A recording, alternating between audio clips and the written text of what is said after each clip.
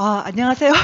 오늘은 좀 그래도 개학을 한 분위기예요. 제가 보니까 오늘은 좀 더 많이 오셨는데 오늘 강의는 제가 작년부터 해왔던 그 주체사상파는 어떻게 권력을 획득했나 그 시리즈는 아닙니다. 그 시리즈는 한번 제가 남겨뒀어요. 마지막 시리즈가 주체사상파는 어떻게 권력을 획득했나가 아니고 어떻게 권력을 잃었나 이렇게 됐으면 좋겠습니다. 어떻습니까? 예. 세 번째, 마지막 제가 작년 3월 10일에 주체사상파는 어떻게 권력을 획득했나를 강의를 했어요. 상당히 센세이션을 했던 것 같아요. 근데 두 번째는 작년 11월에 했나요? 역시 두 번째도 제가 살짝 올렸어요. 근데 마지막 강의는 더 많이 올릴 거예요. 근데 그걸로 끝내고 싶어요. 주체사상파는 이렇게 권력을 잃었다. 이렇게 끝내고 싶어요. 그게 곧 오길 바랍니다. 근데 제가 오늘 하는 이 강의는 주체사상파는 어떻게 권력을 잃을까에 대한 그 강의를 듣게 하도록 제가 일종의 이렇게 가이드를 하는 시간입니다. 근데 지금 제목부터 한번 봐야 될 것 같은데요. 극우 프레임은 덫이다. 워낙은 극우 프레임은 악마의 덫 이렇게 썼거든요. 근데 포스터가 너무 무서운 거예요. 그래서 제가 악마 지웠어요. 근데 사실은 악마의 덫 이게 더 정확한 건데 지금 한국에서 일어나고 있는 많은 일들 전직 대통령이 다 잡혀갔고 그리고 대법원장이 잡혀갔고 그리고 기무사 국정원이 지금 무너지고 있고 이런 일들이 다 무슨 일이라고 생각합니까? 이런 일들은 딱 한 가지를 향한 것입니다. 이 한반도에서 김일성 세력이 합법화되는 길을 여는 것입니다. 지금 한국에서 일어나고 있는 모든 종류의 사건들의 가장 핵심적인 쟁점이자 이슈가 어떻게 김일성 권력이, 김일성 세력이 인정을 받나? 대한민국에서도 인정을 받나? 이것을 위한 총력전이라고 할 수 있습니다. 그들은 일하고 있는데 우리는 손 놓고 있습니다. 제가 오늘 이 시간을 통해서는 이틀 전에 있었던 그 조태호 변호사님이 그 탄핵 때 탄생했던 태극신당, 새누리당 새로 이름은 바꾼다고 그럽니다. 그런데 이 태극신당의 새로운 당대표가 됐는데요. 제가 왜 이 당대표가 되는 것을 열심히 말렸지만 결국은 수락하는 것을 제가 인정하고 또 같이 일을 하겠다고 인정하게 됐는지 그 이유도 오늘 이 강의 중에 제가 알려드리겠습니다. 그럼 먼저 오늘 강의는 조금 여러분들이 공부를 한다라는 생각으로 들어야 될 것 같은데요. 먼저 극우 프레임은 덫. 이 제목부터 해설이 좀 필요하다고 제가 생각을 하고 있습니다. 한국은 지금 이념과 인식의 전쟁 중. 근데 이념이 무슨 뜻인지 일상적인 삶을 사는 사람들이 알고 있나요? 여러분 이념이 무슨 뜻이에요? 사상이 무슨 뜻이에요? 철학이 무슨 뜻이에요? 가령 일본에는 사상은 있는데 철학은 없다. 뭐 이런 식의 말이 있어요. 꼭 맞는 말은 아니지만 그런 설명을 할 때가 있어요. 일본에는 사상은 있는데 철학은 없다. 이게 무슨 뜻입니까? 이념과 철학은 또 어떻게 달라요? 이것을 제대로 설명하려면 뭐 한 학기 다 그릴 거예요. 근데 제가 간단하게 이렇게 설명을 해도 별로 틀리지 않을 텐데 일반적으로 이념 그러면 이데올로기란 말하고 이렇게 섞여서 많이 사용됩니다. 이념이란 말이 이데올로기란 말과 섞여서 사용될 때는 보편적인 것이 아니라 특정한 누군가를 위해서 봉사하는 사상이라는 뜻이 들어있어요. 그래서 노동자 계급의 이데올로기, 마르크스주의는 노동자 계급의 이데올로기. 특정한 어떤 사람들은 들어오고 나머지는 배제한다는 의미가 들어있어요. 지금 극우가 하나의 프레임이라는 것은 이 극우라는 말은 이 어떤 사람들은 이렇게 배제하겠다라는 그런 의미가 들어있기 때문이에요. 우리가 정당 스펙트럼을 얘기할 때 극우다라고 말하는 것과 그것과 상관없이 극우다 이렇게 말하는 것은 완전히 다른 것입니다. 지난번에 제가 도태호 변호사님께 급히 전화를 드렸어요. 지금 오마이뉴스가 도 변호사님께 극우라고 말하고 있다. 이거 좀 이거 빨리 이렇게 좀 대책을 세워야겠다. 제가 전화를 드렸는데 굉장히 명문을 써서 올리셨더라고요.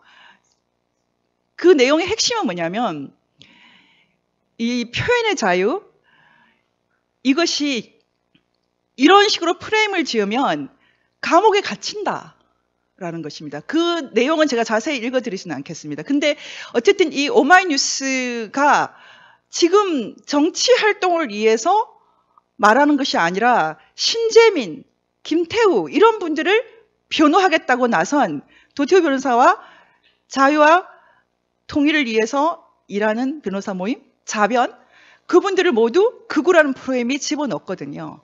그러니까 이 사람들은 극우니까 이 사람들은 신뢰하지 마라 라는 신호를 주는 것 아닙니까? 지금 한국에서 일어나고 있는 전쟁은 본질적으로 말의 전쟁이에요. 근데 사람들이 지금 이념과 인식의 전쟁 그러면 맞아, 뭐 영적 전쟁이야, 이념 전쟁이야 이런 말을 하는데 제가 참 아쉽게 생각하는 것은 전쟁에 나가는 사람들이 무기가 없이 나가요.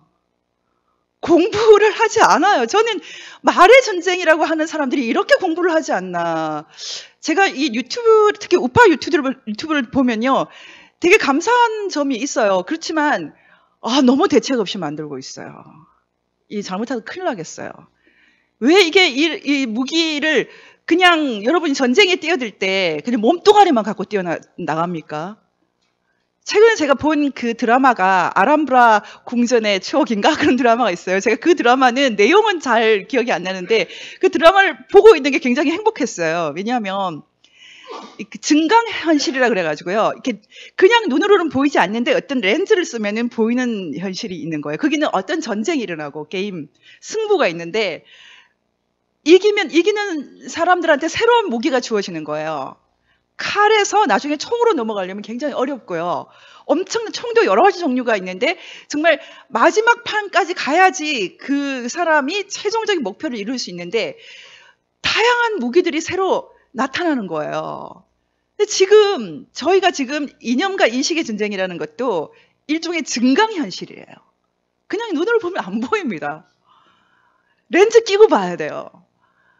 렌즈 끼면은 여러분 주변에 지금 이 강당을 꽉 채울 정도의 적들이 다 포진하고 있습니다. 그 사람들은 여기다가 평화라고 쓴 사람이 있고요. 정의라고 쓴 사람이 있고요. 법치라고 쓴 사람이 있고요. 촛불? 혁명? 뭐 엄청나게 뭐 멋진 말들, 착한? 아름다운? 다 쓰고 지금 여러분 지금 공격하고 있어요. 칼도 없고 총도 없는데 여러분 이길 수 있습니까? 말의 전쟁, 이념과 인식의 전쟁은 말의 전쟁이에요. 우파의 특징이 말을 너무 못해요. 우파 지도자들이 참 말을 못해요. 저는 예전에 노무현 대통령이 그 연설문 들으면서 구어로 연설을 하시는 분이 처음이구나 이런 생각이 들었어요. 저는 예전에 대학에서 학생들에게 대통령 연설을 전부 분석하게 했어요. 취임 연설을. 그중에 가장 문체가 새로운 게 노무현 대통령 연설이었어요. 거기는 구어체가 들어있어요. 그냥 일상적인 말이 들어있었어요. 그냥 참 인상적이었어요. 근데 지금 이제 우리가 문어체가 아니라 구어체로 말해야 될 때거든요. 그런데 지금 우리가 특히 우파 대통령들 참 말씀을 딱딱하게 하시고 개념적으로 하시기 때문에 설득을 참 잘 못하세요. 제가 지금부터 이제 우리가 이 말의 세계에 들어가기 위해서 어떤 노력을 해야 되는지, 어떻게 해야지 안 당하는지 그 수칙들을 좀 말씀드리고 싶은데, 일단 이념과 인식의 전쟁이라는 것은 안 보이는 전쟁이다. 증강현실이다. 다른 걸 증강현실이라고 그래요. 확대된 현실이에요. 지금 새로운 안경을 껴야지만 보이는 이 전쟁 속에 이제 우리가 들어가야 됩니다. 그렇지 않으면 다 당하고 있습니다. 우리는 지금 다 당하고 있어요. 그러면은 저희가 지금 이제 본격적으로 들어가면서 한 송이를 보여드릴 거예요. 여러분 이거를 제가 아까 말한 건 잊어버리고요. 도 변호사님 뭐라고 불러요? 장미. 장미인지 어떻게 하셨어요?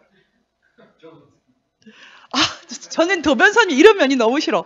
이제 보고 알았다고 답을 해야 되는데 경험이라는 개념어를 벌써 쓰면 어떡합니까?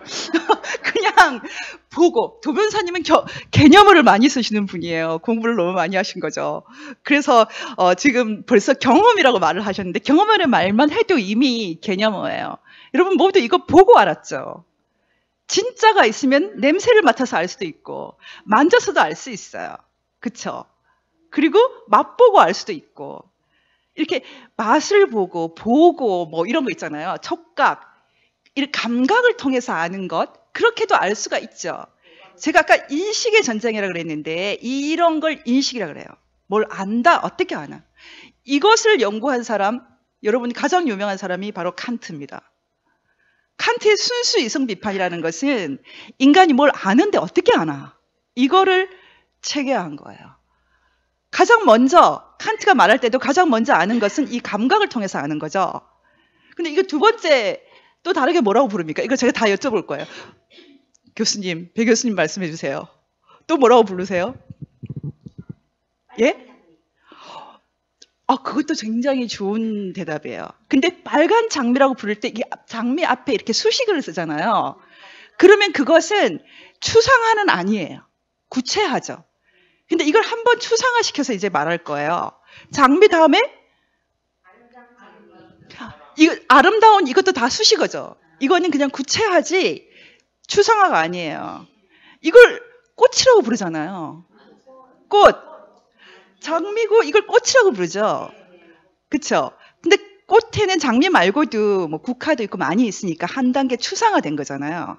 개념이라는 것은 여러 가지를 공통점을 뽑아내서 말을 만드는 거거든요. 새롭게. 그걸 추상화라 그래요. 그래서 이 꽃이라고 부르잖아요.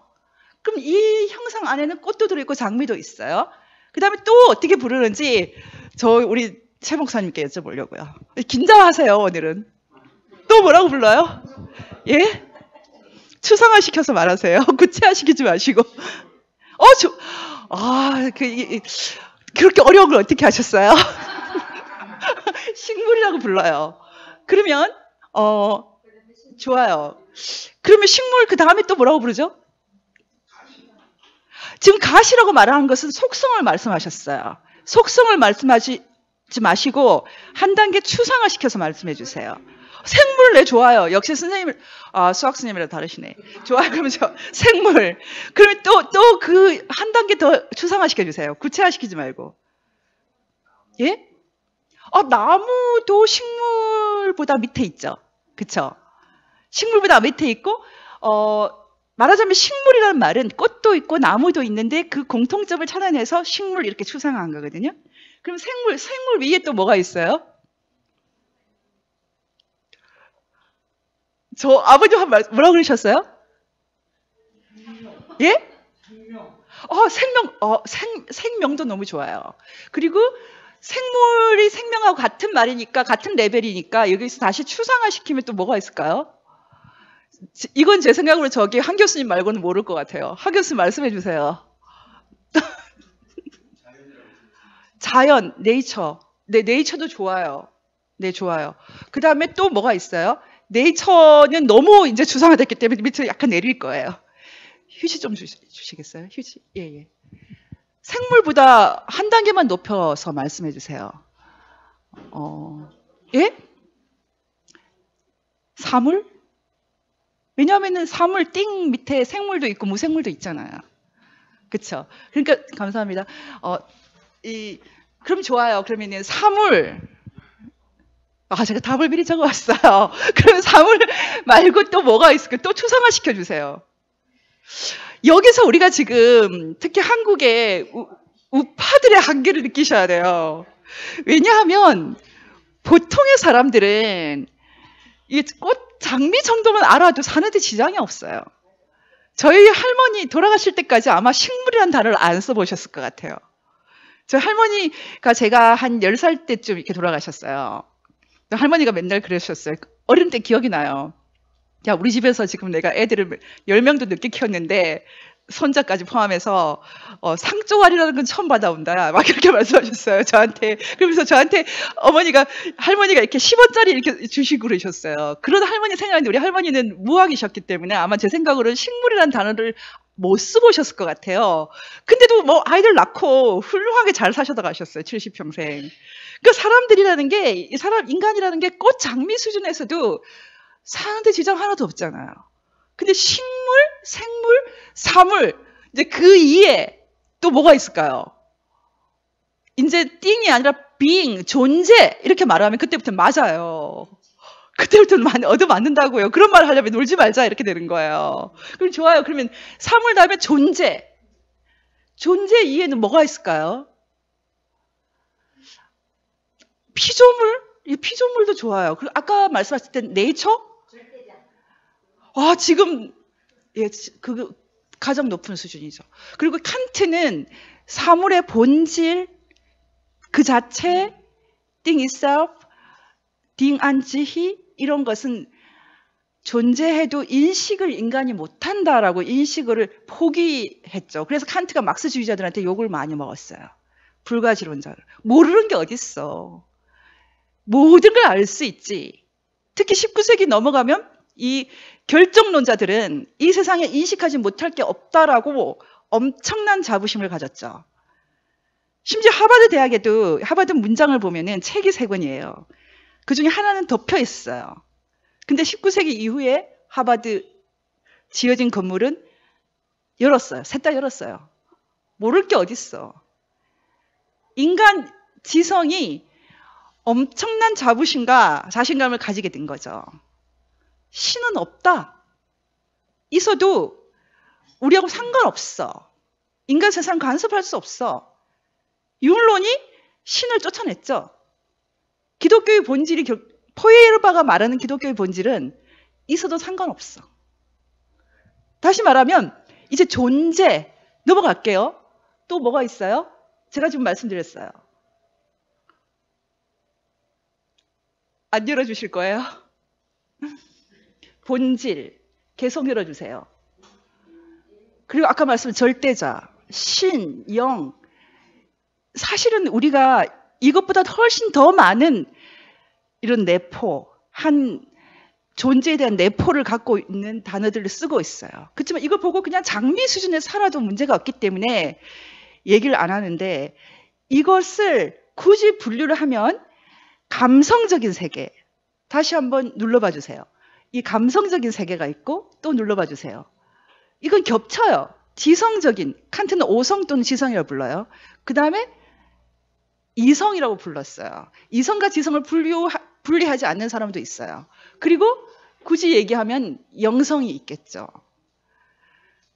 그런데 여러분 잘 보십시오. 지금 한국에서 이념 전쟁이 복잡하게 된 이유를 설명해 드리겠습니다. 산업화 하신 분들 열심히 일했잖아요. 자기는 공부 못하고 사우디 가고 베트남 가고 독일 가고 죽도록 일해서 동생들 뒷바라지하고 가족들 먹여 살리고 그랬잖아요. 그리고 그런 분들도 신앙이 있는 좋은 분도 정말 많았어요. 그러니까 신앙 갖고 현실에서 의식주를 중심으로 열심히 살았던 분들이 이 지성과 이성의 영역을 뺏긴 거죠. 지금 대학은 특히 역사학계, 철학계 다 갖고 갔습니다. 찾아올 길이 없습니다. 여기 이 부분에 도전하는 게 바로 MPK가 하는 일이에요. 도토리 변호사님이나 저나 또 우리 여기서 같이 강의하시고 여러분들이 바로 이 영역을 탈환하기 위해서 애쓰는 거예요. 자신 있어요. 잘 보세요, 여러분. 지금 이 사람들이 대부분 다 이 감성적인 영역에서 머물러서 살고, 그 다음에 특히 우파 같은 경우는 공부를 하신 분들도 굉장히 실용적인 공부를 많이 해요. 의사가 되거나 공대를 가거나 이렇게. 그래서 이렇게 지성적인 영역에서는 탑이에요. 근데 그 한 단계 올라가서 철학의 영역, 존재, 사물 이 레벨을 다루는, 이 정도 추상화된 레벨을 다루는 사람들이 세상을 훔쳐갈 수 있어요. 우리가 지금 말하는 주체사상도 바로 이 영역에 있어요. 주체사상의 사람 중심 철학이라고 말하지만 그때 사람은 감성과 지성의 영역의 사람이 아니에요. 그것은 이미 추상화된 사람이에요. 이렇게 숨결을 갖고 있는 개인이 아니에요. 너무나 추상화돼서 굉장히 단순화시켜요. 사람은 육체적 생명이 있고 사회 정치적 생명이 있다. 육체적 생명은 유한하고 사회 정치적 생명은 무한하다. 왜냐하면 당과 수령이 하나 되면 영원히 갈 수 있기 때문에. 영생. 그래서 영생이라는 책이 나오지 않습니까? 북한에서. 사회 정치적 생명은 영생이에요. 수령과 함께. 대대로 이어가는 거예요. 유리사 10대 원칙 10조에 나오잖아요. 지금 아마 이 종북 세력은 내가 이렇게 자신들의 경전을 우습게 만든다고 생각해서 화를 낼 수 있어요. 이것보다 더 심각한 거 있습니까? 그 사람들은 사람이 숨결이 있고 다 다르다는 거. 사람은 유적 존재다. 뭘로 다니나요? 전 뭘로 다니는 거 싫어하거든요. 혼자서 잘 지내요. 사람이 다 그렇게 부자 되고 싶나요? 아니에요. 별로 부자 되고 싶지 않아요. 사람이 다 다르다는 거. 다 숨결이 있고 호흡이 있다는 거. 그런 거 신경 쓰지 않아요. 인간은 이렇게 지성만 있지도 않고 영성도 있고 이성도 있고 감성도 있고 이렇게 생각해 주지 않아요. 주체사상의 사람 중심이라는 것은 사람에 대한 오해죠. 지금 이런 생각을 가진 사람들이 대한민국을 다스리고 있습니다. 저는 농담하지 않아요. 지금 한국이 처해 있는 것은 현대 국가 대한민국의 위기예요. 이 사람들은 인간과 삶에 대해서 전체주의적으로 프레임을 짓기 때문에 한 사람 한 사람이 모두 다 각자 다른 감성과 지성과 영성을 갖고 있고 그들이 각자 다른 욕망을 갖고 있고 각자 다른 재능을 갖고 있고 자유민들이 공화국을 이룬 거다. 이런 생각을 혐오해요. 대한민국을 혐오하죠. 바로 이 자유민의 공화국이 심각한 위기에 처해 있어요. 이 자유민의 공화국을 지키는 모든 제도가 지금 무너지고 있어요. 국정원과 기무사와 군대까지, 대법원까지. 미국에서 대법원장을 이렇게 한다는 건 상상할 수가 없습니다.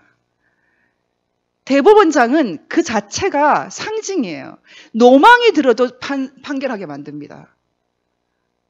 재판하다 꾸벅꾸벅 졸아요. 돌아가실 때까지 판사하도록 해줍니다. 이게 바로 대법관이에요. 그게 권위예요. 그게 나라예요. 대법원장을 이렇게 쉽게 죄가 없는 사람을 집어넣는다는 걸 상상할 수 있습니까? 이것이 바로 현대국가 대한민국의 종말이에요. 우리는 그냥 어느 정도 살았다 치자. 아이들이 있는데 자기 아이들을 기르고 있는 사람들이 이런 짓을 하고 있어요. 1980년대 주사파 당신들은 모두 죄인입니다. 정신들 차리세요.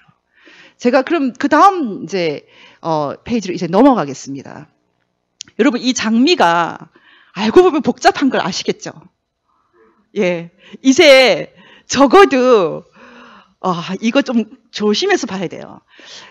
왜 이 시대의 기독교, 종교 영역까지 모두 주사파한테 넘어갔나? 감성하고 영성만 아니까. 막 직통 계시를 받았다고는 하는데 그분들이 이성과 지성의 영역을 다 뺏겨버려요. 지금 인식과 이념의 전쟁이라는 것은 인간 지성과 이성 속에서 일어나는 전쟁입니다. 전체주의자들한테,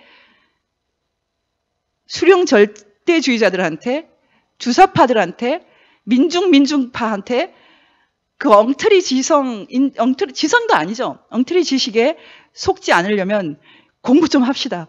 예. 그 다음에 넘어가겠습니다.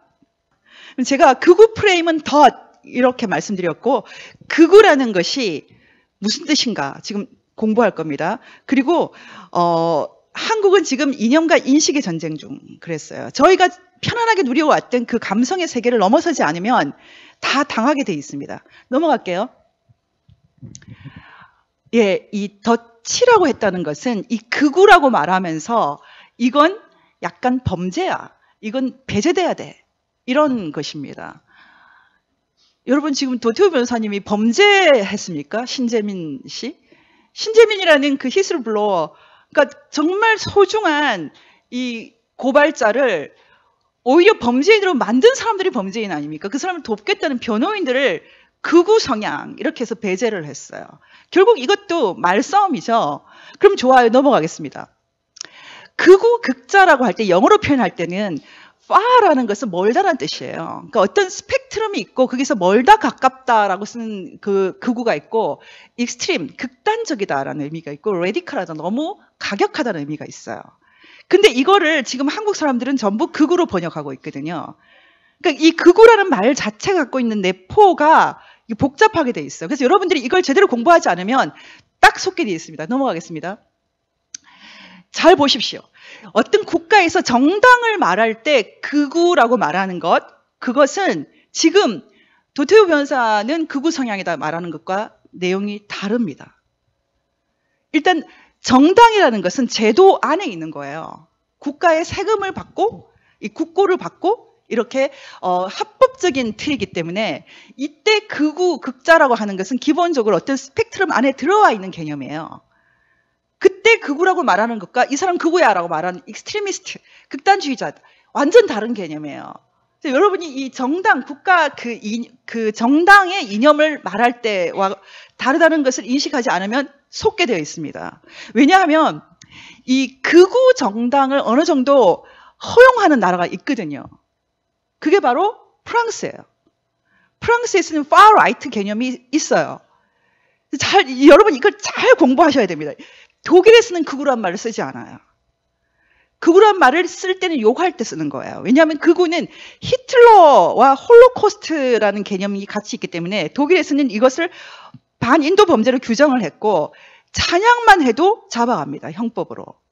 완전히 범죄로 만들어버렸기 때문에 독일에서는 극우가 정당으로 있을 수 없어요. 근데 최근에 2013년에 독일을 위한 대안이라는 Alternative for German이라는 그런 정당이 생겼어요. 그래서 그 정당이 독일을 위한 대안이라고 하면서 사실은 우파 정당이잖아요. 독일에서는 우파란 말도 무서워하거든요. 독일을 2차 대전 이후에 독일은 기민당, 사민당, 기사당 이런 사실은 기독교와 카톨릭 연합 정당 그 정당이고 사실은 좌에 가깝고 중도, 우파란 말 잘 쓰지도 않아요. 그런데 이 나라에서 독일에서 2013년에 이 정당이 등장했고 엄청나게 지금 세력화하고 있어요. 거의 그 EU, 유럽 의회에 진출할 그 정도는 아직 안 됐는데 거의 유사할 정도로 근사할 정도로 독일에서도 이런 우파 흐름이 새로 생겼어요. 그런데 지금 이 사람들이 지금 극우라고 해서 엄청난 지금 시위가 일어나고 있거든요. 약간 극우라고 나치에 대해서 어느 정도 약간 긍정 비슷한 말을 하는 건 있었어요. 그렇지만 여기서 주장하는 것은 이슬람 사람들 쓰고 오지 마. 부르카라 그러나요? 이런 거 쓰고 오지 마. 이런 거 주장하는 사람들이에요. 근데 이슬람을 배제하려고 그런다. 이렇게 난리가 난 거죠. 사실 이게 참 터키 같은 경우는 이슬람이지만 세속 이슬람이기 때문에 터키는 그 나라에서 자기들이 못 쓰게 해요. 터키의 유명한 소송이 그 의대생이 이렇게 히잡을 쓰고 학교 갔는데 그거를 이제 그 불법으로 만든 거잖아요. 터키는 안 돼. 그걸 유럽 법원에 가서 그 학생이 이렇게 소송을 하고 그런 일도 있었거든요. 근데 터키는 이슬람이지만 못 쓰게 해요. 세속화하고 그 네이버, 다른 이웃과 맞춰서 산다 이런 개념이거든요. 그래서 터키만 보더라도 독일에서 그 정도 얘기할 수 있어요. 독일 그 난민으로 와서 사는 건 좋은데 그 썩어는 오지 마 할 수 있거든요. 그 정도 얘기해도 극우로 몰고 있어요. 그게 바로 독일을 위한 대안이라는 새로운 정당이에요. AFD라는 그런 정당이 있어요. 근데 지금 그렇지만 어쨌든 이 정당조차도 홀로코스트를 부정한다거나 히틀러를 찬양한다고 했다가는 살아남을 수가 없죠. 그래서 아예 독일에서는 극우가 불법이에요. 사실은 이런 식으로 모는 경향이 있어요. 한국에서도. 나치를 연상시키는 그런 극단적인. 근데 정말 그런 개념으로 한다면 극우가 바로 어디입니까? 주사파죠. 우리 민족끼리죠. 탈북자가 중국에서 아이를 임신해 오면은 한족 아이를 임신했냐, 조선족 아이를 임신했냐, 한족 아이면은 죽입니다. 낙태시켜요, 강제 낙태. 우리 민족이 아니니까. 그게 북한이에요. 제가 틀린 말 합니까? 지어냅니까? 우리 민족끼리가 극우란 말입니다. 바로 그 주사파들이, 그 주사파, 오마이뉴스가 주사파 언론 아닙니까? 말지에서 나온 거잖아요. 말지에서 누가 나왔어요? 말지에서 지금 오마이뉴스 나오고 민중의 소리 나왔잖아요. 말지 기자들, 아마 임종석 비서실장 지금은 아니지만 부인도 말지 기자 출신일걸요? 말지 기자 출신들이 지금 국회의원 몇 명 됐습니까? 정봉주, 최민희, 그 다음에 민중의 소리는 아예 집단이고, 이상하죠? 왜 극우가 우리 보고 극우라 그럴까요? 말싸움에 우리가 지고 있기 때문입니다. 지금 독일은 극우란 말 자체를 쓰지 않아요. 그래서. 근데 우파, 중도, 좌파? 극좌라고 할 수 있는 그런 사회주의나 공산주의나 이런 계열들. 근데 유럽 코미니즘, 유럽 공산당은 역사가 굉장히 깊어요. 그래서 유럽은 사실은 극좌 정당이 없어요. 공산당은 있지만. 프랑스 공산당? 물론 있어요. 1920년 굉장히 오래된 정당이에요. 근데 이 사람들은 사유재산을 인정해요. 자유민주주의를 인정해요.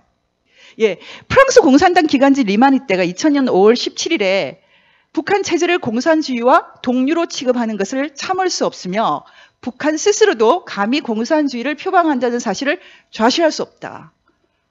이런 성명을 냈어요. 너네가 감히 어떻게 공산주의? 공산주의는 전체주의와 싸웠어. 우리는 인간주의야. 기분 나빠. 넘어갈게요. 극좌. 일본도 공산당이 있어요. 일본 공산당도 굉장히 역사 오래됐어요.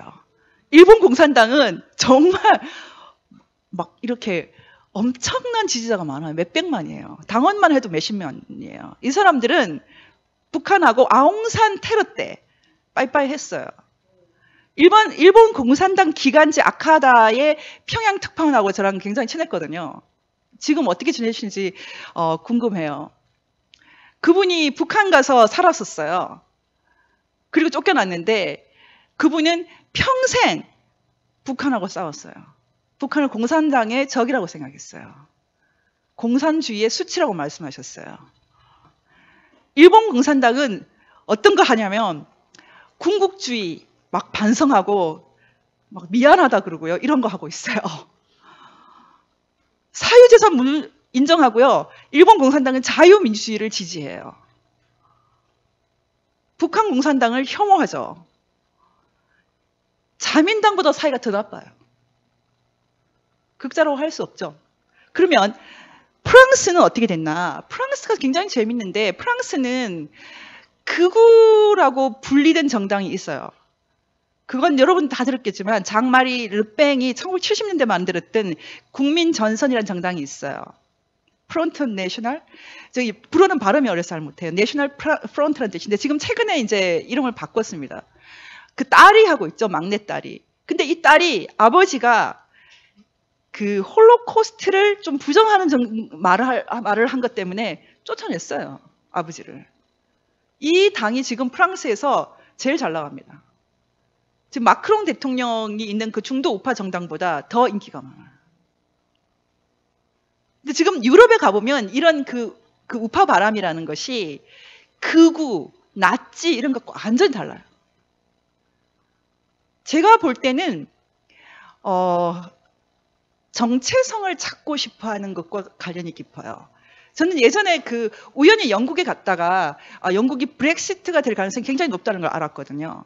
왜냐하면 유로를 쓸 수 없었어요.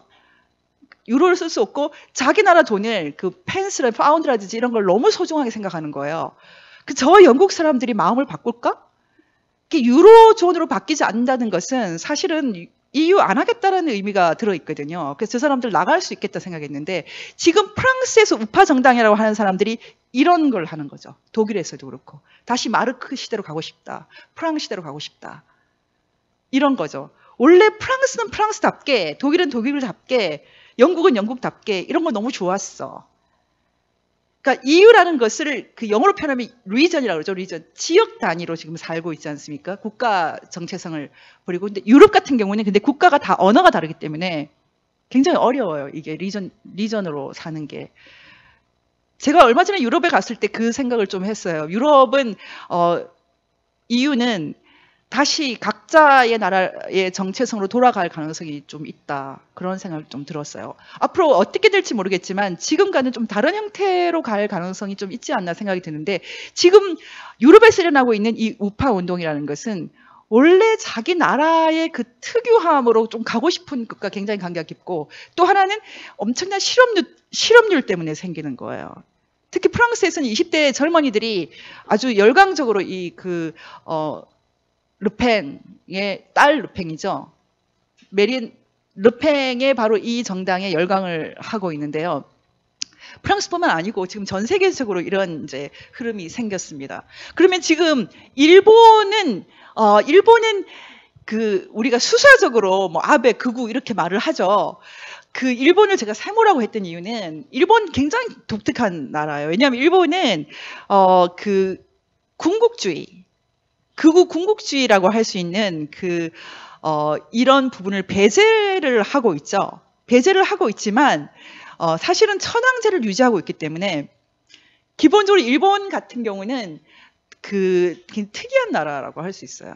그래서 저는 일본에서는 그래서 뭐 이렇게 아베를 극우라고 말을 해도 약간 통하는 그런 부분이 사실 아직은 있어요. 천황제가 살아있기 때문에. 그렇지만 기본적으로 그 일본의 자민당은 자유민주주의 정당입니다. 메가더가 그 일본 천황을 그 신정에서 인간 통치로 바꾸고 나서, 말하자면 그 입헌군주제로 완전히 바꾸고 나서 일본은 사실은 자유민주주의 국가라고 할 수 있어요. 그래서 과도한 그런 극우라는 것은 생각하기가 어려워요. 그 다음에 미국은 제가 보기에는 미국은 이 표는 제가 작성한 겁니다. 제가 이건 틀리는 부분이 있을 수 있어요. 다른 전문가들이 해석을 달리할 수 있는데, 미국 같은 경우는 사실 이 스펙트럼에 들어오지 않아요. 굉장히 독특한 나라예요. 지금 제가 표현을 저렇게 했는데 사실 미국에서는 우파 좌파란 말도 잘 통하지 않아요.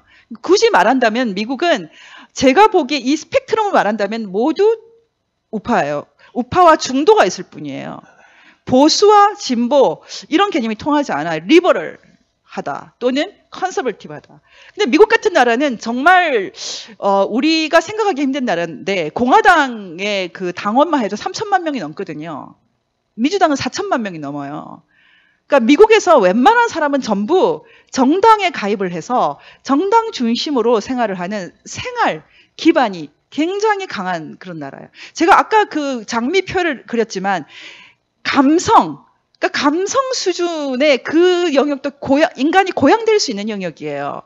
지금 주사파의 가장 큰 문제는 그 감성적인 부분을 전부 악마시하는 거거든요. 그걸 전부 다 뭐 사람 돼지냐, 뭐 동물이냐, 뭐 이런 식으로 해요. 그래서 인간이 지적으로 고양돼야 된다는 생각을 하거든요. 그래서 주체사상을 막 주입시켜요. 거기에 합당하지 않으면 너네들은 다 수령을 뭐 거부한다거나 그러면은 너네는 사람 아니야, 종파야. 그래서 따로 이렇게 모아서 살게 하죠. 그게 바로 정치범 수용소 아닙니까? 제가 지금 잘 보시면 알겠지만은 미국 같은 경우는 그 이념 스펙트럼에도 잘 들어오지 않는 굉장히 독특한 시스템인데, 생활이 라이프, 생명, 감성 이 영역이 강력한 거죠. 그것은 다른 말로는 이 영성, 기독교가 이 지성과 이성 부분에서 중심을 잡아버려요. 논쟁이 필요가 없는 거죠. 사실 미국에서 나 공산주의자 그렇게 말하면 완전 기인으로 통할 거예요. 사회주의자 이렇게 말하는 사람도 거의 없어요. 요즘에 미국에서도 약간 그 좌파 사회주의 계열이 엄청 승승장구하고 있거든요. 그렇다고 해서 나는 사회주의 정당을 표방합니다. 아, 저 사람 기인이구나, 이상한 사람이구나 이렇게 통하지, 미국에서는 전혀 다른 국가 이념이 사실은 이 좌파 이념을 배격했기 때문에, 자유시장을 하나의 이념으로 표방했기 때문에 거기서 약간의 변주가 있을 뿐이에요. 예전에 그 민주당의 그 루즈벨트 대통령이 4번이나 하셨죠. 그때 대공황, 그러니까 미국의 이념인 자유방임주의, 자유시장 경제주의가 문제를 탈을 일으킨 거 아닙니까? 대공황이라는 게. 그래서 상당히 수정된 이런 방식으로 정책을 시행을 했죠. 뉴딜 정책 같은 거. 그것에 대해서 사람들이 막 공산주의라고 엄청 욕했어요. 근데 미국에서는 어떤 게 있냐면 이념을 표방하지만 미국에서는 항상 현실주의가 승리해요. 이념보다 현실 승리예요. 그것은 설명이 많이 필요해요. 너무나 어려운 얘기예요. 그게 미국의 위대한 점이 있어요. 어떤 이념적인 깃발을 들고 그것을 관철시키기 위해서 애를 쓴 나라가 아니에요. 깃발은 깃발이고 일단 현실적으로 실용적으로 더 타당한 것이 있으면 받아들이는 수용력이 대단한 나라예요. 그래서 미국이라는 나라는 기본적으로 인간이 도구마를 제시하고 도구마대로 밀고 나가는 그런 이념 성향이 굉장히 약한 나라라고 할 수 있어요. 그래서 미국 같은 경우는 제가 일부러 세모를 표시를 했어요. 그리고 마지막으로 한국인데 한국의 1980년대 이전과 이후로 나누어 봐야 됩니다. 이전에는 기본적으로 극좌, 심지어 좌파도 안 됐죠. 사민주의조차도 안 됐어요. 유로 커뮤니즘도 안 됐어요. 이게 지금 탈을 일으키는 겁니다. 6.25 전쟁을 겪고 나서 한국이 독일하고 다르게 이 이념에 대해서 관용이 없었죠. 관용이 없을 수밖에 없어요. 동독과 서독은 완전히 달라요. 서독은 동독이 영토도 4분의 1밖에 안 됐고 그 힘 자체가 불균형이기 때문에 사회주의, 공산주의 어느 정도 좀 허용해 가면서도 체제를 유지할 수 있었지만 우리는 영토도 더 작고 그리고 북한 공산주의자들이 어지간한 합니까? 그건 야만이죠. 6.25 전쟁이 바로 그 야만이었죠. 반공이 굉장히 강고해졌기 때문에 한편으로는 이 반공을 깨기 위한 지성운동이 강력했습니다. 그것이 바로 민주화라는 이런 거 같이 왔기 때문에 한국은 이런 역사적인 한계가 있었어요. 그 정당 스펙트럼에서도 중도 비슷한 것 정도는 있었지만은 그래도 좌파, 극좌 거의 없었죠. 이 80년대 이전의 한국과 이후의 한국은 완전 딴판으로 바뀌고 있습니다. 네, 넘어가겠습니다. 제가 아까 설명을 안 한 것 중에 한 가지 제가 이 리마네 때를 말했고 그 다음 것을 설명을 좀 할 필요가 있는데요. 이 국제법에서 가장 중요한 최근에 가장 중요한 케이스 중에 하나 이 리크라하고 야후의 이런 그 소송이 있습니다. 여러분 이건 좀 알 필요가 있는데요. 이게 어떤 소송이냐면 제가 아까 프랑스가 극우란 말을 쓴다고 말씀드렸잖아요. 지금 우리나라에서 너네 뭐 프랑스도 극우 있는데 극우란 말이 뭐 어때서 이렇게 말하는 거에 절대 속으시면 안 됩니다. 프랑스는 나치, 홀로코스트 이런 문제는 전 세계에서 가장 무서운 나라예요. 이 미국 야후가 2차 대전에 유물을 팔았거든요. 이런 뭐 나치 문장 같은 이런 것도 팔고 그 경매 사이트에서. 그러니까 프랑스 사람이 그거를 접속을 못하게 소송을 한 거예요. 프랑스 인권단체에서 이거를 인종주의 인권단체에서 이거를 야후를 소송을 했는데 프랑스 법정이 이 인권단체의 손을 들어준 거예요. 그래서 야후가 프랑스 사람들이 이걸 접속하도록 계속 유지를 하면 3개월 동안 시간 주겠다. 그거를 안 들으면 3개월 이후에는 야후에 매달이 아니야. 매일 1,500만 원씩 받겠다 그랬어요. 매달 1,500만 원. 야후가 기절을 했는데 왜 기절을 했냐면 아니 미국 회사한테 이렇게 하면은 우리가 어떻게 프랑스 사람 국적인 사람만 골라서 안 받을 수가 있냐. 미국도 법이 있다. 표현의 자유를 이렇게 억압해도 되냐. 그리고 다 지난 옛날 건데 왜 그렇게 나오냐. 막 이런 식으로 저항을 하죠. 프랑스에서는 독일 극우에 대한 엄청난 저항이 있기 때문에 기본적으로 프랑스에서 우파 또는 파라이트라고 하는 것은 우리가 일반적으로 사용하는 극우하고는 완전히 달라요. 프랑스는 문화 자체가 국기를 이렇게 막 들기만 해도 약간 좀 걱정하는. 그래서 이런 이 나치의 상처가 프랑스 사람들에게 굉장히 내면화돼 있어요. 그래서 극우가 있을 수가 없어요. 어떤 면에서는 상당히 합리화된 우파 대중주의 정도가 있을 뿐이에요. 예, 좋습니다. 여러분 이 부분을 굉장히 잘 아셔야 됩니다. 이념에 대해서 이해하려면. 우리가 어떤 그 자유, 기본권을 이해할 때 어떤 것은 금지가 되는 영역이 있고요. 또 허용이 되는 게 있고 권장이 되는 게 있어요. 지금 동성애를 보면은 동성애를 놓고 지금 전 세계적으로 전쟁이 벌어지는 나라들은 자세히 보면은 동성애를 범죄로 만드는 나라예요. 아프리카라든지 아니면 인도네시아 이런데. 미국도 동성애가 범죄였어요. 소도미라 그래가지고. 한국에서는 범죄인 적이 제가 알고 있기로 없어요. 그러니까 군 형법에는 어느 정도 제한을 하고 있지만은, 그래서 한국은 문화적으로 이 동성애라기보다는 좀 숨겨야 되는 것, 좀 가려야 되는 것, 이런 거에, 그래서 문화적으로 상당히 잘 이렇게 융합하면서 왔거든요. 그래서 권장은 절대 하지 않지만 그냥 허용되는 것 중에 하나였어요. 어쩌면 지금 한국에서 그 반동성애 운동이 전 세계적으로 가장 성공적으로 일어나는 이유가 바로 그걸 거예요. 근데 범죄로 만들어버린 나라는 부작용이 어떤 게 있냐면은 이거를 허용하게 만들면서 권장하는 효과까지 가는 거예요. 역으로. 말하자면 가족 제도를 깨뜨릴 정도로 심각하게 되는 거예요. 그래서 서구 사회에서 이 동성애 문제는 한국하고 좀 차이가 있는데, 여러분이 기본권 개념을 이해할 때는 이 부분을 봐야 됩니다. 어떤 것이 범죄일 때 하고 허용, 뭐 이렇게 권장은 안 해도 허용까지는 괜찮아라고 하는 그 영역이 있는데, 이 부분을 칼같이 구분할 수 있는 사람만이 지금 한국에서 일어나고 있는 이념 전쟁을 이해할 수 있습니다. 넘어가겠습니다. 잘 보십시오. 지금 1987년 이후의 한국이라는 것은 결국은, 좋아요, 이제 좌파가 등장했어요. 많아졌죠. 극좌도 인정을 할까? 김일성 주의인데 극좌가? 여러분 이거 어떻게 되는 겁니까? 지금 상황으로는 극좌는 인정이 되고 극우는 배제가 되는 상황이 됐어요. 완전히 밀렸어요. 솔직히 극우라도 있습니까? 심지어 우파도 없어졌어요. 얼마나 밀렸으면. 낙동강까지 밀렸어요, 지금. 지금까지 범죄였거든요, 김일성주의. 지금 우리 간첩 신고할 때 있습니까? 지금 이 정권이 들어와서 기무산이 군에서 간첩 잡는 거 못하게 해요. 민간인 간첩 못 잡아요. 헌법에서 아예 자유 삭제하려고 했어요. 남노당 정권 아닙니까? 남노당 정권과 북노당 정권의 연합 아닙니까, 지금? 여러분, 남노당과 북노당하고 싸워서 누가 이겼습니까? 박헌영이 세련된 멋쟁이였죠. 기자 출신이고. 멋있는 말을 많이 했어요. 8월 태제가 어떻고. 박헌영이 북한에 올라갔어요. 한호 받았죠. 처음에 남노당이 더 우세했죠. 나중에 어떻게 됐습니까? 미친 개 2마리 방 안에 풀어서 뜯어 먹혀서 죽였다 그러죠. 김일성이. 남노당이 집니다. 야만과 강기랑 싸워서 어떻게 이깁니까?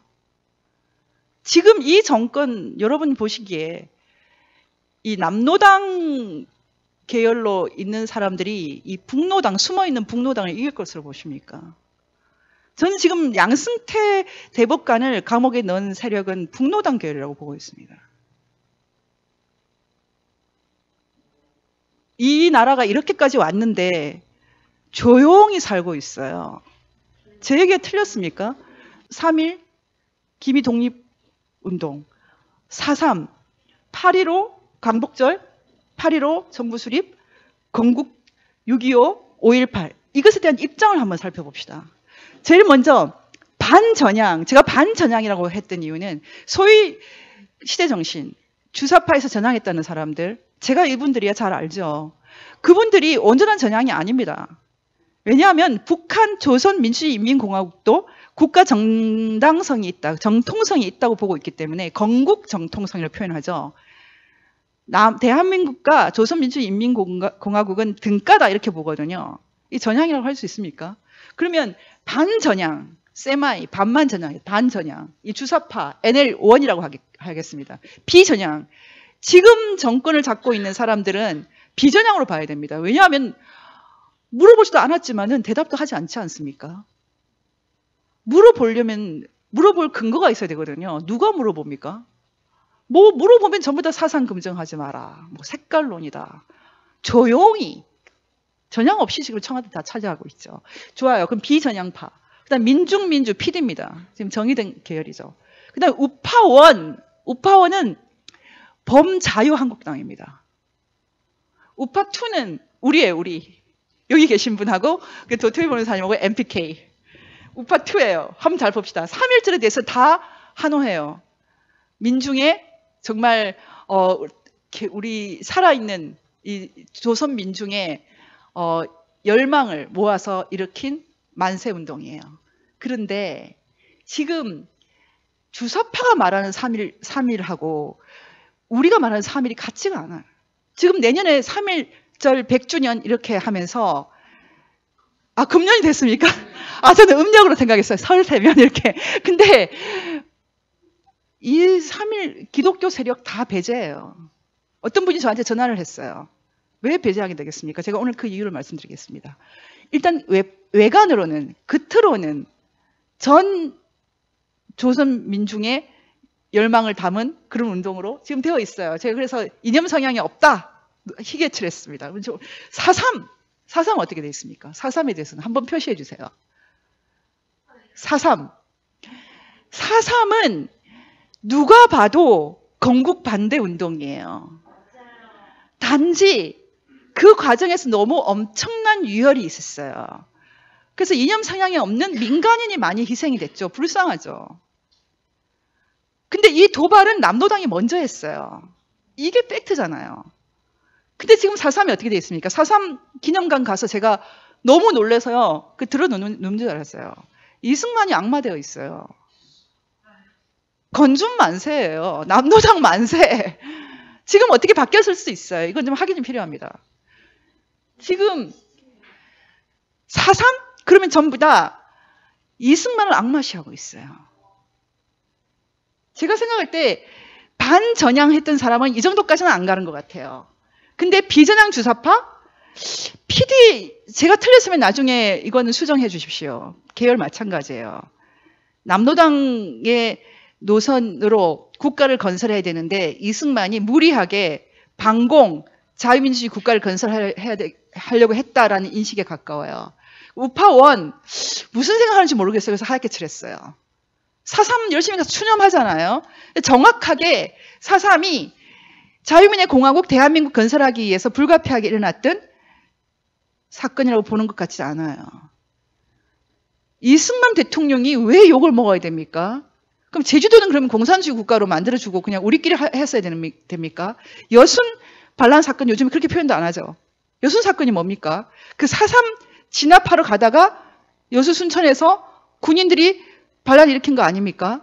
요즘에 여순 사건도 반란이라는 표현도 안 써요. 복권시키려고 하고 있어요. 남노당 정권 아닌가요? 그럼 좋습니다. 우파2 우리예요.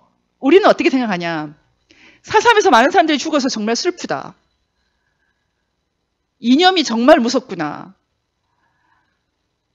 자유민의 공화국 대한민국을 건설한다는 게 정말 피를 많이 흘리게 하는구나. 최소화시켜야지 민간인의 학살을. 어쨌든 너무나 슬프다. 남노당 이놈들, 너네들 왜 그런 심한 도발을 했지? 이런 거 가까운 거 아닙니까? 이게 상식 아니에요? 완전 밀렸어요. 이렇게 말했다고 왕따 됩니다. 자유한국당? 우리처럼 생각하는 사람이 국회의원이 몇 명 있을까? 좀 확인 좀 하고 싶어요. 넘어가겠습니다. 8.15, 45년 8.15. 다 우리 만세 불러야죠. 이건 다 일단 긍정, 이념 성향 없다고 보겠습니다. 그 다음에 8.15, 48년. 이게 정말 핵심입니다. 한번 보십시오. 제가 그 보라색으로 칠한 것은 그냥 섞었다. 이런 뜻이에요. 시대정신 계열은 조선민주주의인민공화국도 한 표, 대한민국도 한 표, 둘 다 건국 정당성이 있다. 이렇게 보고 있어요. 그래서 요즘은 이 세력들은 영구 분단에 가까운 생각을 하고 있어요. 헌법 4조도 없애고 3조도 없애고. 북한은 북한대로 남한은 남한대로. 그렇게 할 수만 있으면 좋겠는데 그렇게 안 된다는 것을 김일성이 너무 잘 알았어요. 그래서 핵을 만들었거든요. 핵이 없는 김정은이 계속 사회주의 북한을 유지하겠다. 그럼 우리 생각해 볼 수 있어요.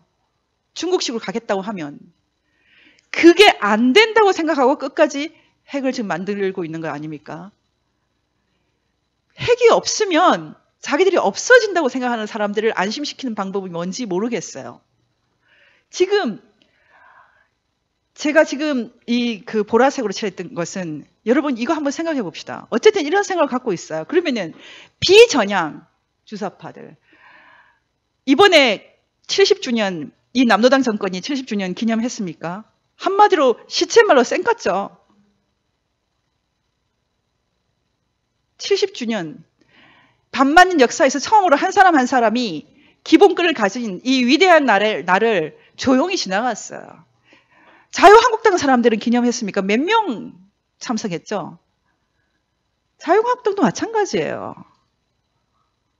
대대적으로 기념하고 그러지 않았어요. 탄생하지 말아야 되는 대한민국이 탄생했다. 라고 생각하는 사람이 주교예요. 근데 우리는 어떻게 생각합니까? 반만 역사에서 가장 위대한 날이 더 이상 노예가 아니야. 조선만 해도 노비가 40%까지 됐어요. 자국민이 사람들을 그렇게까지 노예로 종놈 삼는 데가 어디 있습니까? 주제사상을 가만히 뜯어보면 성리학하고 비슷해요. 플라톤주의나 성리학이나 주제사상이나 욕을 먹을 때 어떻게 욕먹는지 아십니까? 노예가 없으면, 종이 없으면, 노비가 없으면 유지되지 않는 생각이다. 철학자가 멋있는 생각하고 성리학자도 멋있는 생각하고 간조하고 막 누가 밥 해줘야죠. 누가 농사 지어줘야죠. 노예 제도가 없으면은 유지되지 않는 것이 바로 플라톤주의야. 이런 비판을 받아요. 외국에서. 뜯어보면 비슷해요. 성리학하고 다. 산업공상. 왜 일하는 사람들은 다 밑에 있어야 됩니까? 종입니까? 지금 우리나라가 이것을 완전히 뒤집어 엎은 게 바로 자유민의 공화국이에요. 각자가 다 존중받아야죠. 누가 누구의 종이 됩니까?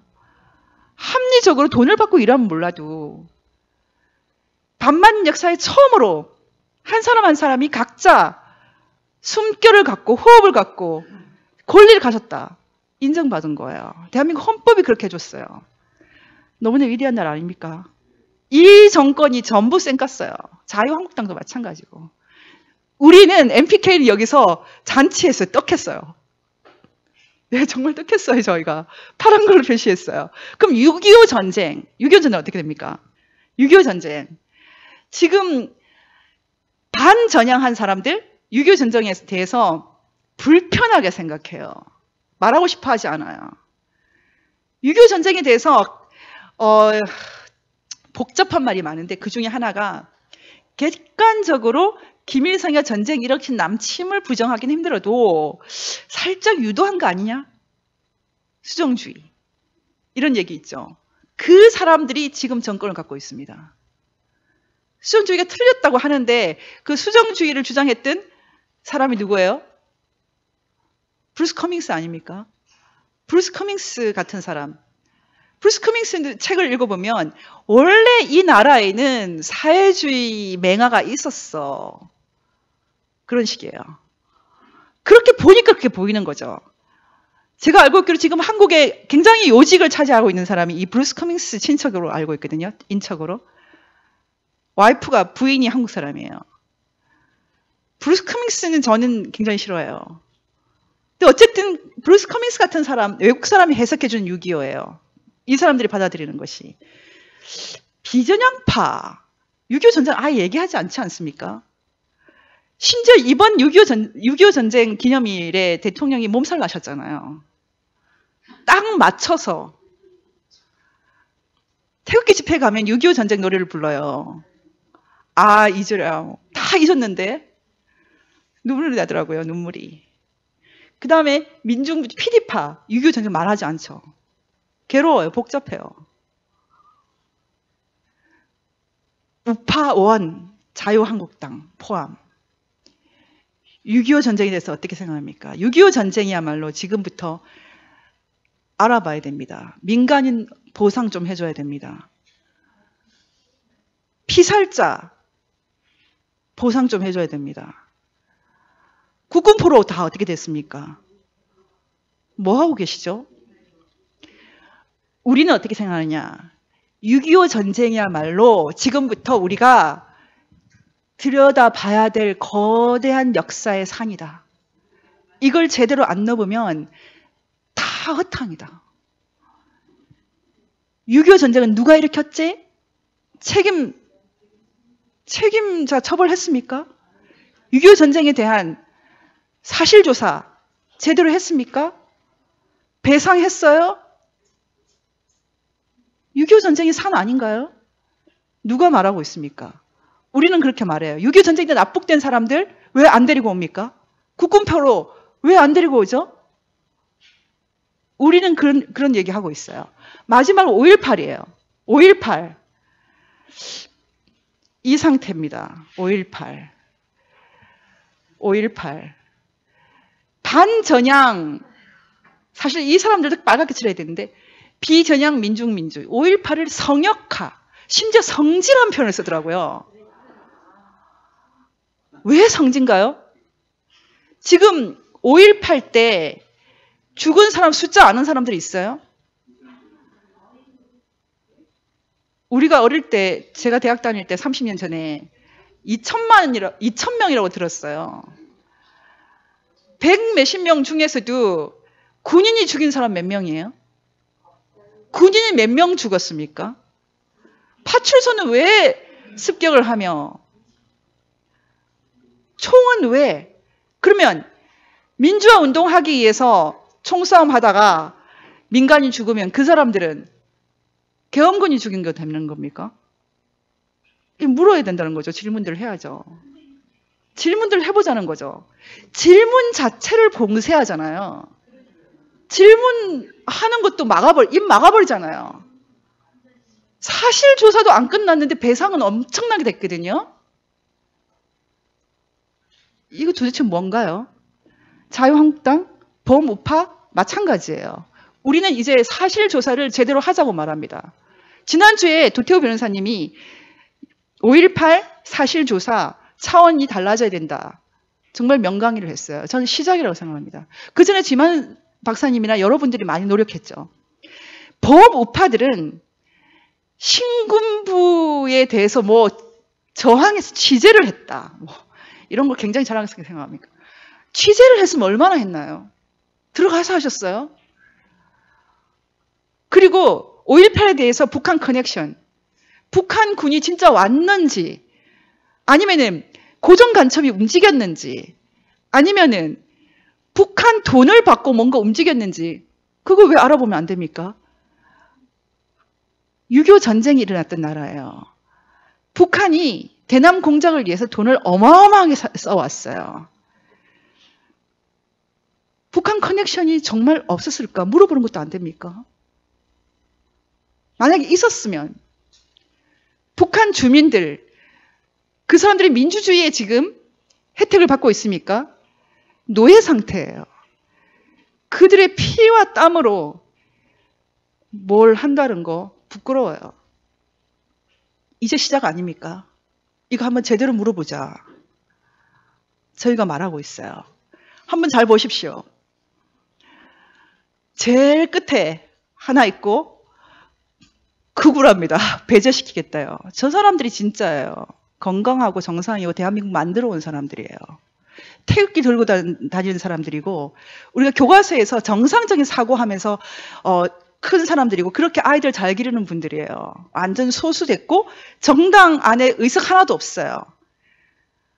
김진태 의원이라든지 이런 분 몇 분 계시죠. 근데 거의 낙동강 오리알이에요. 김진태 의원이 지금 당대표 될 것 같으면은 도와드렸을 거예요. 가능성이 너무 안 보여가지고 못 도와드리고 있어요. 한교안 전 총리가 지금 당대표가 되신다. 타협 안 하실까 걱정이 됩니다. 정말 진짜 대한민국, 이 자유민의 공화국을 지킬 이념을 제대로 실현할 정당이 없어서 저희가 지금 새로 정당을 만든 거 아닙니까? 전 도태우 변호사님께 그렇게 말했어요. 아니 지금까지 한 것만 해도 자유한국당 가시면은 공천도 받겠구만. 왜 그 아무 자산이 없는 당에 가시려고 하냐 이렇게 제가 몇 번 말했거든요. 제가 바쁜데 또 이분 또 도와야 되니까 좀 괴로운 거예요. 그래서 한 몇 달 동안은 고민을 했는데, 태극기 그때 만들었던 이 당에 저도 지금 2년간 계속해서 당비를 내고 있었는데, 마지막까지 남아있을 거예요. 그냥 책임지고 싶어요. 우리가 주창을 했고, 꿈을 실었고, 지금 보이는 제일 가에 있는 바로 저것을 이념화하고 실현할 수 있는 정치 세력이 없다는 것. 재앙 아닙니까? 프랑스에서 그 르팽의 당이 그 원내 정당이 되는데 거의 30년 걸렸을 거예요. 우리가 원내 정당이 될 수 있을지 없을지도 모르겠어요. 그거는 그냥 초자연적인 영역입니다. 근데 적어도 저 생각이 맞죠. 3.1 운동, 4.3, 8.15, 건국, 6.25, 5.18 저희 생각이 맞지 않습니까? 이 생각으로 국가를 다시 만들어야 되고 이 생각으로 북한을 자유롭게 만들어야 됩니다. 그것 말고 희망이 있습니까? 희망이 없어요.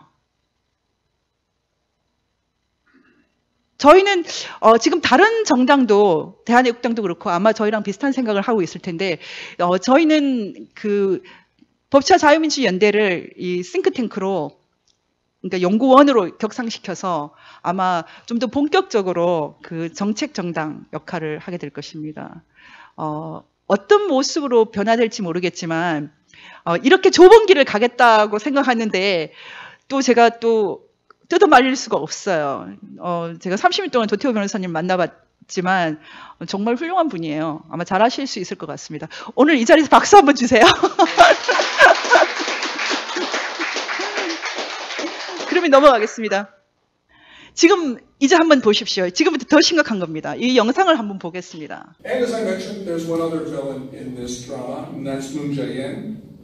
Now, more than at any time since 1950, when the North Koreans pushed the American forces down to the Pusan perimeter, now more than at any time since the end of 1950, it does look like North Korea could take over South Korea.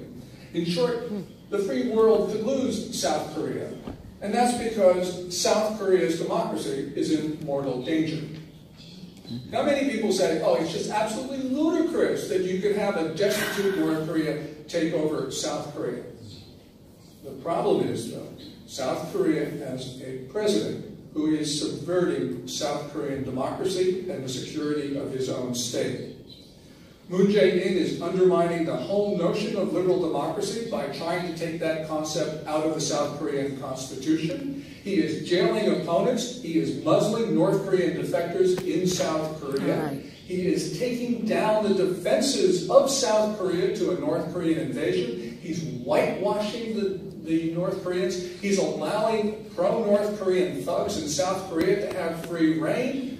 And Moon Jae-in is attempting to unify the two Korean states on North Korea's terms. That if Moon Jae-in were trying to help North Korea take over South Korea, he would be doing exactly what he is doing today. At a time when the whole concept of democracy is under unprecedented attack, the United States and Japan, democracies in themselves, cannot allow China and North Korea to take over any democracy, especially one as important as South Korea. Now, because Moon Jae-in is supporting Kim Jong-un, it means all sorts of issues for us are complicated, including the disarming of North Korea. Both Korean leaders, Moon Jae-in, Kim Jong-un, are not friends of democracy, and they're not friends of a peaceful world. They are the enemies of liberty and all the things that we hold dear. So now, more than at any other time since the end of fighting in the Korean War, 1953, now more than at any other time since 1953, the stakes on the Korean Peninsula, for us, for Japan, for everybody else, could not be higher. 틀린 말이 있습니까, 여러분? 여러분, 이게 그 미국 고든 창 변호사의 이 얘기가 미국의 아주 마이너리티라고 생각하십니까? 이게 바로 트럼프 생각입니다. 이게 미국의 생각입니다. 트럼프가 지금 이렇게 흥정을 하는 말들로 사람들 많이 교란시키지만 트럼프가 뭘 할 수 있습니까? 뭘 할 수 있어요? 이게 미국의 생각이에요. 민주당도 마찬가지입니다. 어떤 종류의 트릭들이 있을 수 있죠. 왜냐하면 전쟁을 피하지 않고도 문제를 해결할 방법이 있다면 끝까지 가봐야 되거든요. 그게 문명국의 태도예요. 전쟁은 라스트 리조트라고 말씀드렸죠. 마지막 수단이라고. 그래서 여러 가지 흥정을 해볼 수 있지만 기본적으로 이 생각이 없어지지는 않아요. 민주주의는 자유민주주의밖에 없습니다. 근데 지금 한국에서 어떤 일이 벌어지고 있습니까? 다음 페이지 한번 보겠습니다. 임시정부 정신 이어서 3.1절 이석기 석방돼야. 김일성 세력이 합법화, 범죄가 아니라 합법화, 범죄로 만들기 위해서 필요했던 국가보안법이 무력화됐어요. 형법이 무력화됐어요. 이 사람들이 가장 먼저 통합진보당을 복권시키기 위해서 통합진보당 해산을 반대했던 김희수를 헌재 소장으로 만들려고 했어요. 실패했죠. 그래서 대법원장을 김명수로 바꿨어요. 그거는 자유한국당도 허락을 했어요. 제가 그걸 보면서 정말 분노했어요. 자유한국당에 대한 기본적인 제가 갖고 있는 불신은 대법원장 임명 때부터 시작됐습니다. 앞으로도 못 믿어요. 재판부를 완전히 망가뜨려 버렸어요. 통진당을 바로 복권 못 시키기 때문에 생각했던 두 번째 안이 일단 이석기를 풀자. 이석기를 풀고 통진당 사태 때 잡혀갔던 사람 다 풀고 그리고 그 이전 정치인들 김재현이나 뭐 이정희 뭐 등등 한 사람 한 사람을 각자 이렇게 복권시키자. 그래서 이석기를 집어넣은 대법원장을 집어넣어 버렸어요. 이게 문명국입니까? 이 사태를 조용히 보고 있어요. 촛불을 같이 밝힌 나경원 원내대표 자유민주주의자가 맞습니까? 대법원이 이렇게 망가지고 있는데 조용히 보고 있어요. 당신들은 도대체 우리에게 희망을 주지 않습니다. 이 사람들이 말하는 3.1절은 우리가 말하는 3.1절이 아닙니다. 지금 이 항일 무장투쟁사라는 이 책은 저자가 남현우라고 되어 있어요. 고대 사학과를 나온 한국 사람으로 되어 있어요. 이 책에서 3.1 운동이 시작이에요. 3.1 봉기라고 부릅니다. 근데 이 사람들은 3.1 봉기가 실패했다고 말합니다. 그 원인을 이렇게 말해요. 소위 민족 대표 33인이 헛된 기대를 걸었던 미영푸의 제국주의자들은 조선 민중을 지원하기는커녕 일제를 적극 지지하였다는 것을 기억해야 한다. 그리고 나서 그 다음 페이지부터는 진정한 이 민중의 지도자가 없어서 문제가 됐는데 위대한 지도자가 등장했다. 그 사람이 누군가? 보십시오. 트드로 부릅니다. 타도 제국주의 동맹을 줄여서 말하는 겁니다. 이 트드를 결성한 사람, 하성의숙 나온 저 사람이 바로 김일성입니다. 14살. 14살에 민족의 지도자가 등장했습니다. 이게 한국 주사파들의 수준이에요. 이들의 바이블이에요, 이 책이. 그러면 그 다음 넘어가겠습니다. 반제청룡동맹. 이 김일성의 트드는 곧 반제청룡동맹으로 바뀌어요. 한국 주사파가 무슨 짓들을 했는지 아십니까? 1980년대에 지하당을 건설했어요. 그 이름이 트드를 모방해서 반제청년동맹이에요. 그 반제청년동맹의 리더 중에 한 사람이 여러분 잘 아시는 시대정신의 김영환이에요. 그리고 그 사람이 나중에 반제청년동맹에서 민족민주혁명당으로 바꿨어요. 민족민주혁명당이 지금 다 전향했습니까? 그렇지 않습니다. 대부분 다 지하에 살아 있습니다. 그 사람들이 여전히 이 지하의 종북 세력을 지도하고 있습니다. 생각 하나도 안 바뀌었어요. 넘어가겠습니다. 김일성의 항일 유격투쟁.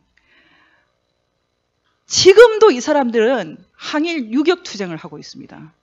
지금도 미국을 쫓아내고 일본을 쫓아내는 투쟁을 하고 있습니다. 현대 국가 대한민국을 인정하지 않기 때문에 이 사람들은 지금도 한마디로 뻘짓을 하고 있는 거죠. 그런 생각을 갖고 있는 사람들한테 아이들 학교 교실도 다 뺏겼고요. 청와대도 뺏겼어요. 사람들이 이렇게 말하면 믿지를 않아요. 언제 믿을 것입니까? 넘어가겠습니다. 고난의 행군. 300만이 굶어 죽었을 때도 고난의 행군이라고 불렀어요. 그놈의 미국, 그놈의 일본 쫓아내는 고난의 행군. 1930년대도 했는데 지금도 하고 있어요. 여러분, 왜 이걸 지금도 믿고 있을까요? 주사파들이? 이런 믿음을 갖고 있는 사람들이 법원에 가 있고요. 언론계는 너무 심각합니다. 지금은 완전히 언론에는 아니에요. 말의 세계, 지식의 세계 다 장악해버렸어요. 언론이라는 것은 원래부터 감성, 지성, 영성 다 커버하는 영역이거든요. 다 사라졌어요. 언론이 이렇게까지 망가진 가장 중요한 이유는 인터넷 때문이에요. 인터넷이 없을 때는 언론사가 장사를 할 수 있어요. 지면이 한정되어 있기 때문에. 심지어 뉴욕타임스도 더 이상 장사가 안 돼서 건물을 세를 내줘요. 언론 자체가 인터넷이 없던 시대에 장사하던 그런 것이기 때문에 지금은 권력에 붙어 있지 않으면 살아갈 수 없습니다. 지금 한국 언론이 대부분 다 90% 이상 전부 다 정부에 붙어 있지 않습니까? 이런 대환란이 일어났습니다. 진정한 의미에서 언론은 아니죠. 넘어가겠습니다. 그들은 자신들이 자유롭다고 생각했다. 나치 시대 독일인의 삶, 선한 사람들의 침묵이 만든 오욕의 역사. 나라가 지금 이 꼴인데도 불구하고 문제가 없다고 생각하고 있습니다. 누군가가 문제를 해결해 준다고 생각합니다. 누군가가 문제를 해결해 주겠죠. 우리가 열심히 하고 있지 않습니까? 당신들은 자유롭겠죠. 하지만 당신들이 했던 그 행동들이 무죄 아닙니다. 여기서 끝이 아니에요, 삶은. 삶 너머에 또 삶이 있어요. 그 믿음으로 가는 겁니다.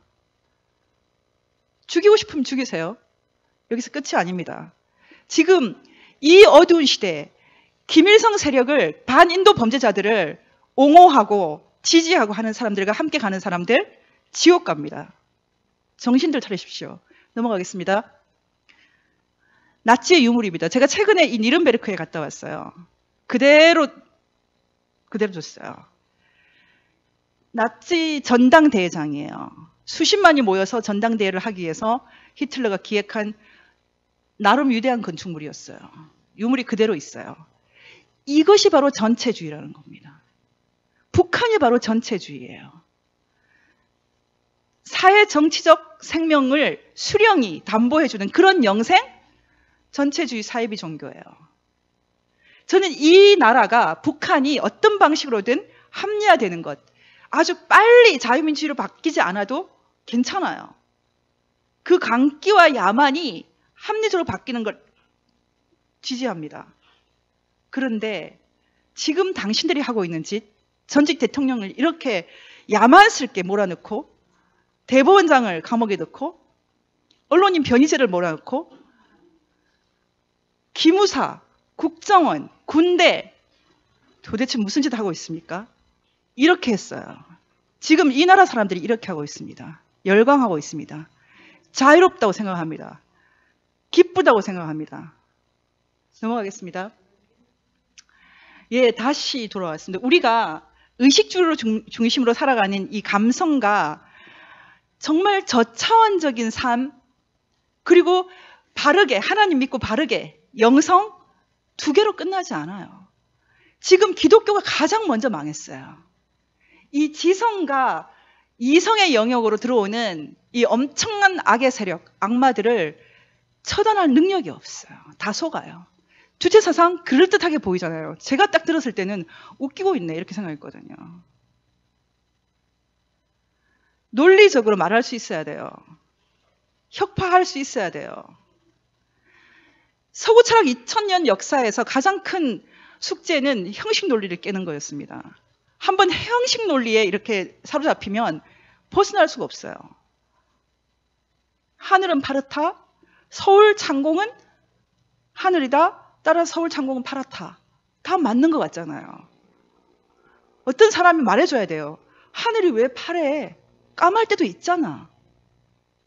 그래야지만 그 형식 논리가 깨지는 거예요. 사람들은 대부분 다 3단 논법의 노예가 돼요. 대전제가 그럴듯하면 그래 하늘이 파랗지. 다 애들이 하늘 파랗게 그리잖아요. 예, 그렇게 되는 거예요. 지금 한국 사람들이 이 3단 논법의 저주에 걸려 있어요. 직관해야 됩니다. 사람의 삶의 세계, 생명의 세계, 숨결이 있는 개인, 각자가 다른 것, 이거 다 인정해야 돼요. 극우 프레임은 덫. 여러분 이제 극우 프레임이 왜 덫인지 알겠습니까? 우리가 왜 극우입니까? 우리는 정상인이고 착한 사람들이에요. 당신들 지금 다 빨갱이들한테 지금 선전선동 당해가지고 나쁜 사람 된 거잖아요. 정신들 차리세요. 국회와 청와대가 다 점령됐습니다. 제가 못 찾아도 아마 누군가 찾을 것입니다. 그렇게 악한 사람들이 끝까지 승리하지 못하거든요. 넘어가겠습니다. 네, 우리가 지금 공산주의가 전 세계적으로 가장 흥할 때 이런 모습이었어요. 대롱대롱 매달려 있었어요. 대한민국이. 네. 지금 주사파들이 저렇게 했다고 난리 아닙니까? 우리도 공산화 됐어야 되는데. 그런 정신 빠진 사람들이 어디 있습니까? 다 바뀌었어요, 지금. 북한만 남았어요. 중국도 꼼짝 말아요. 왜 위대한 이승만 대통령을, 위대한 대한민국을 이렇게 저주하고 박근혜 대통령을 왜 이렇게 괴롭힙니까? 박근혜 대통령이 뭘 잘못했어요? 현금이 계속 들어가서 핵을 만드니까 개성공단 닫은 거 아닙니까? 이석기 씨가 어떻게 해서 양심수죠? 북한 편을 들었잖아요. 반인도 범죄자를 편들었잖아요. 왜 양심이 없는 것 아닙니까? 넘어가겠습니다. 네. 우리가 하는 것은 빛을 만드는 일이죠. 생명을 만드는 일이죠. 우리가 극우입니까? 우리는 정상인들이에요. 착한 사람들이고 보통 사람들이에요. 열심히 살아온 사람들입니다. 말도 안 되는 사이비 지식으로 이 나라를 이렇게 어둠에 물들인다는 것 용서할 수 없어요. 자유한국당 정신 차리세요. 언제까지 타협할 것입니까? 반인도 범죄, 인류 역사상 가장 악한 반인도 범죄 그 실체가 다 드러날 거예요. 이제부터 여러분들이 돌아가실 때까지 북한이 무슨 짓을 했는지 보게 될 것입니다. 긴장하십시오. 제가 오늘 이렇게 여러분들에게 혼내면서 말한 것은 여러분을 혼내는 게 아니고요. 저는 이렇게 비판하는 것이 침이라고 생각합니다. 저는 이렇게 그 손석희 씨처럼 안 때려요. 그냥 침을 넣을 뿐이에요. 맞을 때는 아프지만 병을 고치는 거예요. 손석희 씨의 이 사건이 2017년 4월 16일에 있었다고 합니다. 대통령 선거 한 달 전이죠. 그러니까 세월호 3주기고 대통령 선거가 있기 직전이죠. 예, 세월호 사건 3주년이에요. 그때 밝혀졌으면 어땠을까 모르겠어요. 이렇게 끈 것만 해도 이미 손석희 씨가 이겼나 봐요. 그런데 많이들 알게 됐죠. 이 위선에 대해서. 그냥 한꺼번에 다 해결 못해도 조금 다 해결해서 갈 겁니다. 공산주의, 사회주의, 주체사상에 물든 이 악한 세대가 우리 대에서 끝나길 바랍니다. 여러분들이 지금 많은 분들이 저희가 왜 아무것도 없는, 아무 자산도 없고 돈도 없고 사람도 없는 3만 명이나 남아있어요. 매달 돈 내시는 분이 1000명이에요. 저하고 도태우 변호사님이 이 당을 만들 때 기여했어요. 마지막까지 남아있을 거예요. 그 책임을 질 겁니다. 지금 새로 만들어지는 나중에 자유공화당이 될 것 같아요. 이름이. 그 정당을 통해서 정말 정상인들이 승리하는 그런 세상을 꼭 만들겠습니다. 네, 감사합니다.